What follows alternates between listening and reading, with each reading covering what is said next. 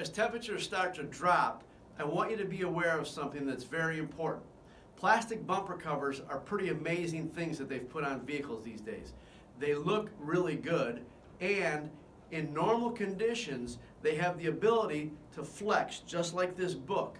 So often it's not uncommon for a plastic bumper cover to take an impact, it flexes, and then it takes its shape back. But what happens in the winter season, when the temperatures drop, this plastic gets very cold. And when it gets very cold, it gets rigid. And when it gets rigid, it loses its capability.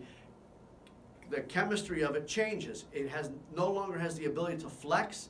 It stays rigid. And so on impact, it's going to crack and break.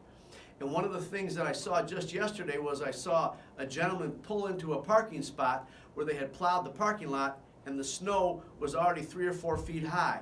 And when he pulled into it, I heard the crunch and the crack of that front bumper cover breaking because it no longer has its flexibility because it's too cold. That bumper cover is now rigid, and any sort of impact cracks it.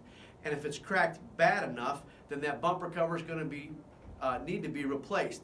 Sometimes a crack can be repaired, but often they crack so bad in the winter because they're so rigid and cold that the bumper cover needs to be replaced.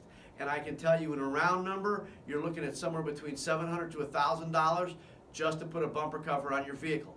So be very aware when the temperature drops, you don't have that luxury anymore to nudge into something and not have damage. You're probably going to break that bumper cover.